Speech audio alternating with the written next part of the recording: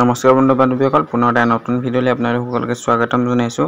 আৰু প্ৰথমবাৰৰ বাবে যদি মোৰ চেনেলটোত ভিজিট কৰিছে তেনেহ'লে প্লিজ ছাবস্ক্ৰাইব কৰি দিব আৰু কাষতে থকা বেল আইকনটো ক্লিক কৰি দিব। মই ৰেগুলাৰ এনেকুৱা ধৰণৰ ভিডিঅ'বোৰ পষ্ট কৰি থাকোঁ।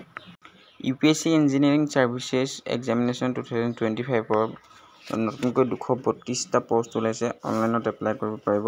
কেনেকৈ কি কৰিব লাগিব সবিশেষ জানিবলৈ ভিডিঅ'টো শেষলৈকে চাই থাকিব। Union public service commission UPSC last date হল অনলাইন কৰা 8 তাৰিখ 10 মাহ 2024 ৰিলিজ কৰিছে। ইঞ্জিনিয়াৰিং সাৰ্ভিস এক্সামিনেশ্যন 2025 নটিফিকেশন আহিছে। 232টা ভেকেন্সি আহিছে। Civil, mechanical, electrical, electronics and telecommunication ইঞ্জিনিয়াৰিঙৰ ফালৰ পৰা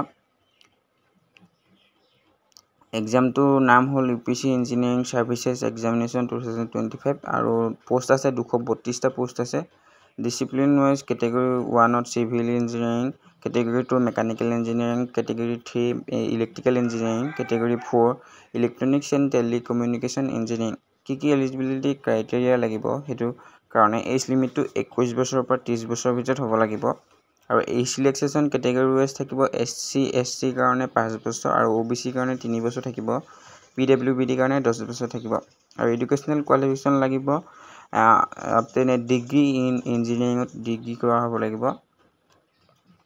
তাৰপিছত নহ'লে ডিগ্ৰী বা ডিপ্লোমা ইন ইঞ্জিনিয়াৰিং কৰা হ'ব লাগিব যিকোনো কলেজ বা ইউনিভাৰ্চিটি ইনষ্টিটিউচনৰ ফালৰ পৰা। বাকীখিনি আপোনালোকে নিজে পঢ়ি ল'ব, বহুত লিখা আছে, নহ'লে ভিডিঅ'টো বেছি দীঘলীয়া হৈ যাব।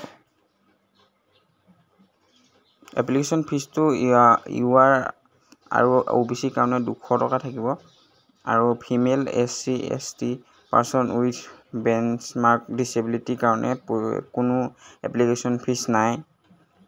পে'মেণ্ট মোডটো অনলাইনতে কৰিব পাৰিব। আপোনালোকে কেনেকৈ অনলাইন কৰিব এইটো পদৰ কাৰণে অনলাইন কৰা লিংকটো ডেছক্ৰিপশ্যনত দি থৈ দিয়া থাকিব।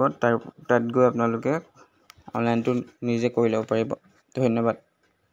আৰু ইম্পৰ্টেণ্ট ডেটটো হৈছে ষ্টাৰ্টিং অনলাইন ষ্টাৰ্ট হৈছে 18 তাৰিখ 9 মাহ 2024 পৰা আৰু লাষ্ট ডেটটো হ'ল 8 তাৰিখ 10 মাহ 2024।